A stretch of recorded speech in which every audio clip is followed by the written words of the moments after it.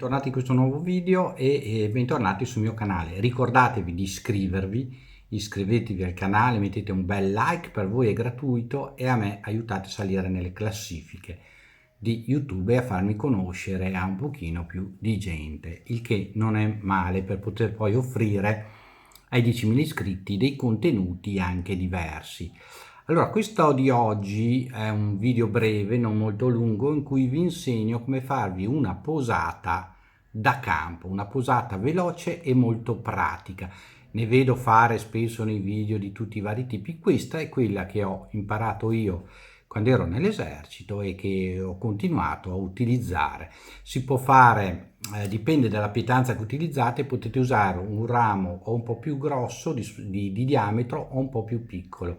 Per cui fate voi in base alla pietanza, se ha bisogno di una pinza, di una, diciamo, di una mascella, di una pinza, di una larghezza di pinza che peschi cose più piccole o cose più grandi. Quindi questo poi lascio a voi la scelta, intanto farete delle prove.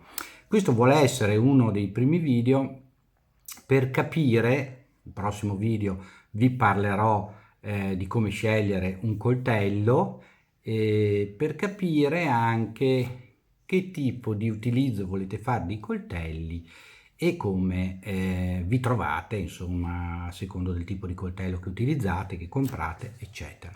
Questo perché stanno nascendo molte discussioni online, questo mi fa molto piacere, perché a differenza di chi si schiera o contro o a favore di determinate linee di pensiero, ognuno di noi ha una sua idea di che strumenti utilizzare, di come utilizzarli, da chi abbatte le sequoie a chi, come il mio amico Navy Seals, utilizza un'Isola 2 per fare tutto, per cui ognuno ha una sua filosofia di pensiero di cosa utilizzare nel bosco, nel proprio tempo libero, nella vita all'aria aperta.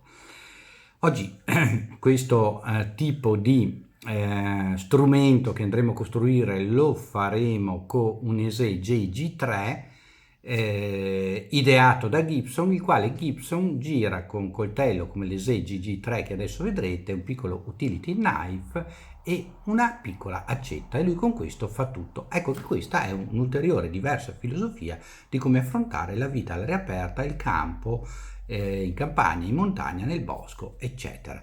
Andiamo a vedere come fare.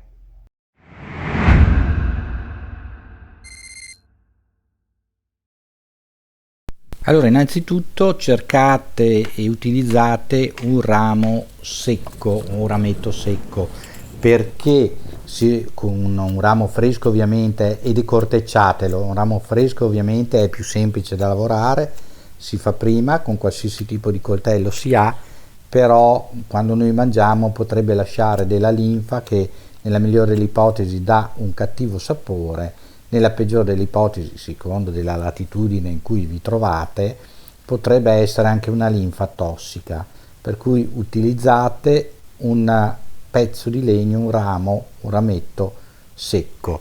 Farete un po' più fatica, ma vabbè, una volta decortecciato dividetelo in due per una certa lunghezza. Ecco, più è lungo più sarà flessibile, quindi allungatevi bene, come in questo caso circa 2/3 del rametto, in maniera vedete che diventa proprio quasi come una pinzetta o due bacchette orientali unite.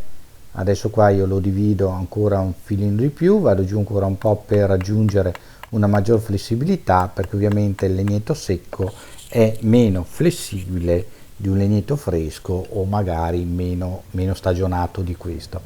A questo punto poi inizio a tagliare la punta della nostra pinzetta a mo' di becco di flauto, in maniera da favorirne sia la presa ma anche la maggior igienicità dello strumento, quindi proprio tagliatelo a becco di flauto. C'è chi anche dopo aver fatto questa lavorazione, vediamo qua il becco di flauto, vedete come viene quando si chiude, riesce a prendere bene.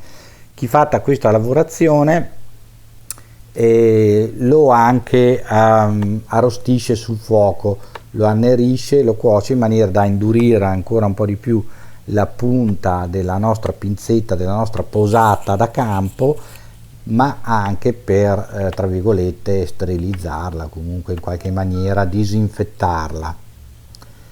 E bene, vediamo che continuo perché voglio renderla il più liscia possibile, quindi con un punto d'appoggio magari si lavora anche meglio. Adesso la faccio vedere come l'ho trasformato il becco di flauto un po' più sottile, proprio eccolo qua, vedete. Bon, adesso si prende un bastoncino, io in questo caso li uso di solito rettangolari perché posso da una parte avere, girato da una parte, avere uno spessore minore di altezza della nostra pinzetta, girato dall'altra uno spessore maggiore, quindi se devo prendere dei pezzi di cibo più grossi. Vedete che proprio il bastoncino fa da molla e quindi permette alla pinzetta di riaprirsi da sola, quindi noi dobbiamo solo premere e avere la nostra pinzetta, la nostra posata da campo funzionante. Ecco, un altro consiglio, più voi spostate indietro la molla, il rametto che fa da molla, da spessore, più avrete apertura e anche elasticità della vostra posata. Più lo spostate in avanti, più avrete meno apertura e meno elasticità.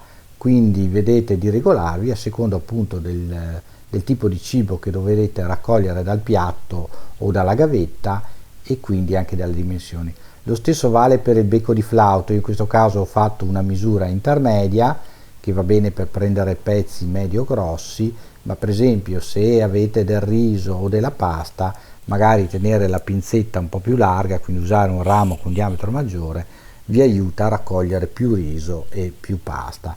Però qua insomma ve la fate in base all'esperienza, fate un po' di prove a seconda del tipo di cibo che volete raccogliere nel piatto e imparate anche a utilizzarli. Vedete che io raccolgo sia i pomodori che in questo caso i fiocchi di mais con questa semplice pinzetta. Qua la vediamo, la nostra pinzetta che ha funzionato veramente bene. Quindi spero che questo video vi sia piaciuto, mettete un bel like, iscrivetevi mi raccomando, per voi è gratis, a me aiuta, ed ecco qua il nostro JG3 della ESI. Ciao a tutti, alla prossima!